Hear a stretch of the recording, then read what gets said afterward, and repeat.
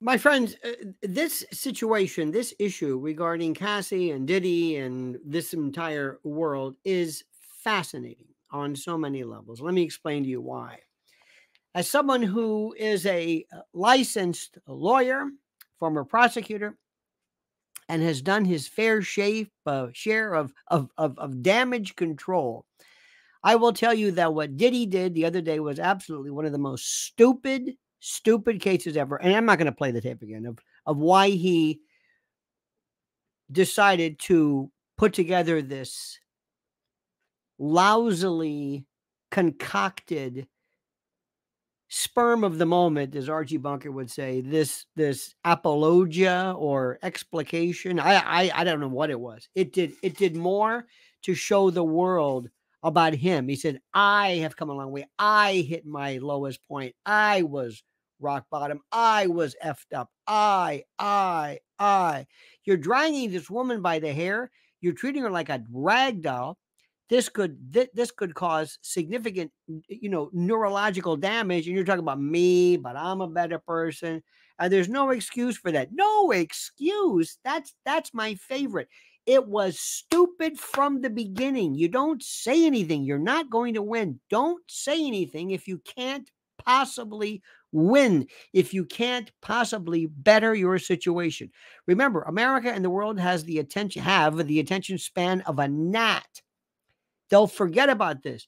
Don't, through novation, keep reintroducing us to the issue. Now, Cassie introduced this very interesting, they're referring to it as Cassie breaking her silence. And I want to, and please, I'm going to review this like I would anybody else's. Let me ask you a question first. Do not take this the wrong way. Do not think I'm being priggish or pedantic or anything like that. Please, if you're going to put something out that is going to be a part of posterity, if it is going to be permanently emblazoned in history, pop culture and otherwise, make sure you please have somebody proofread your statement for grammar, for context. Please. You want it to be perfect. You want it to be absolutely perfect. And may I suggest, whenever you write something, sleep on it. Don't put it out right away. Wait, come back. Also, read it out loud. Have someone read it to you. Hear what it sounds like. Don't just write it. Also, be careful of excessive capitals and grammatical errors. Don't. Why? Do you want me to tell you? People are going to look at the entourage, this huge, I guess, amalgam of humanity as one unit. You don't necessarily do this to explain to your fans reality. You actually do this for that of your enemies, for your opponents, for your challengers, for your... People are immediately going to try to dismiss what you're saying as not from a group of people who are not that bright, not that intelligent, kind of always getting into trouble, thuggish, hip hop. They know nothing about it. They lump it all into one group. They don't know Drake from Snoop to Fitty to Diddy. They don't know anything. They don't know. So consequently, whenever you come forward, you have to make sure you shine. And you want everybody who reads your particular exposition, your disquisition, your statement, you want them to say, wow. That's what you want, not wow. Versus, oh, bless her heart. Now let's look at this very carefully. And I'm going to give you my honest appraisal of this, and I am not going to hold back. I'm going to tell you exactly what I think about each line. Thank you for all the love and support from my family, friends, strangers, and those I have yet to meet. Okay? I'm not going to, I would have written that differently, but that's okay. The outpouring of love has created a place for my younger self to settle and feel safe. Now, but this is only the beginning. I like that. Now, I'm not trying to be cute about this. I like that. I like the way she says, my younger self. Domestic violence is the issue. It broke me down to someone I never thought I would become. Okay, I would have phrased it differently, but okay. With a lot of hard work, I am better today, but I will always be recovering from my past. Okay. Thank you to everyone that has taken the time to take this matter seriously. I'm sorry. That should have been corrected. That should have been corrected. Somebody needs to check this next time. But it's not critical.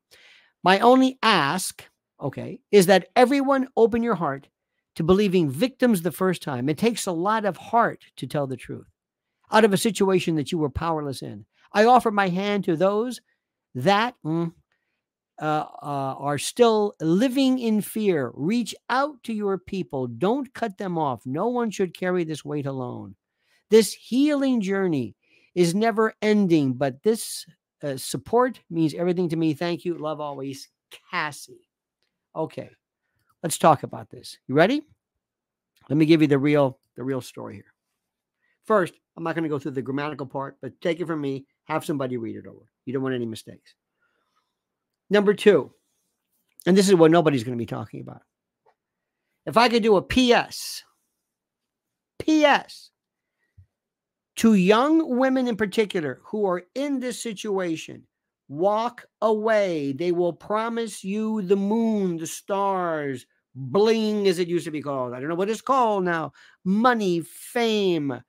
You are in a, it's like it sucks you into it. You will not be able to escape unless you understand right away the danger, what this does to you. They keep referring to the fact, well, she kept coming back. Well, nobody held a gun to her head, perhaps figuratively. Maybe they did. But in many respects, you've got to be able to address this. How do you do this? It's called learned helplessness. It's called the battered spouse syndrome. It's called this idea that you are beaten down. You are almost in a cult. You are hurt. You are crushed. Your self-esteem. But they will pay you. They will show you glamour. You will appear in, I would say magazines, but you will appear in various publications and the like. You will be on the A list. You're going to get something in return. You're going to get something. They will know who you are.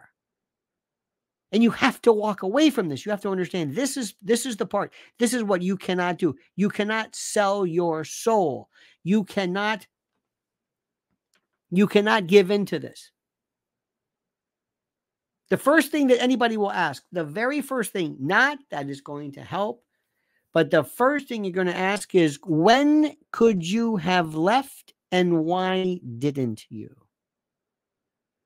Were you kidnapped? Now, again, remember,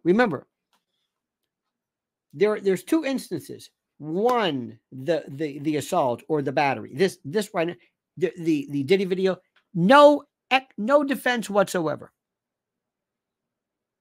However, if there were other instances, and by the way, this is also, from Diddy's point of view, a signal to the rest of the people. You've got to ask yourself, why don't people leave?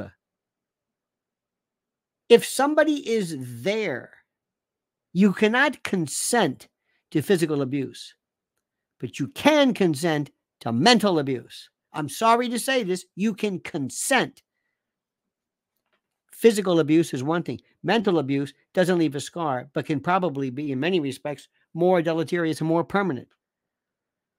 The message from women like Cassie and others to other women from the days of, and by the way, this goes to, if you go back to the days of R. Kelly and others, there are women, and it's not just within the rap community, or I keep saying rap, the hip hop community, or the music industry, but this goes back to the days of, Judy Garland and Clara Bow. There are parents who push kids. There are friends who push. This is your chance. You're a celebrity. This is the part. This is the aspect. This is what the real message should be. Yes, you're doing better. Great. Yes, you're doing better. Great. But do a PS to all of the young girls out there. Don't be me. I let this happen to me. I didn't do anything wrong. I'm not at fault.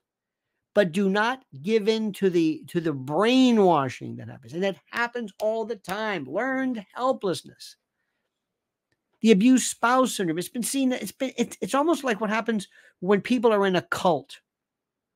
And you ask the question, you could have escaped.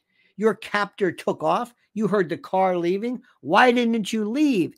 It's a form of mental and emotional prison. That's what I have done next time, or what I would have done next time. Now, the real question is, and we'll get to it in another address, why are they coming after Diddy now? What do they have in mind? Why don't they just arrest him? What was the purpose of all those searches and no arrest? What is happening? What are they planning? Who's behind it? What's the goal? And who's next?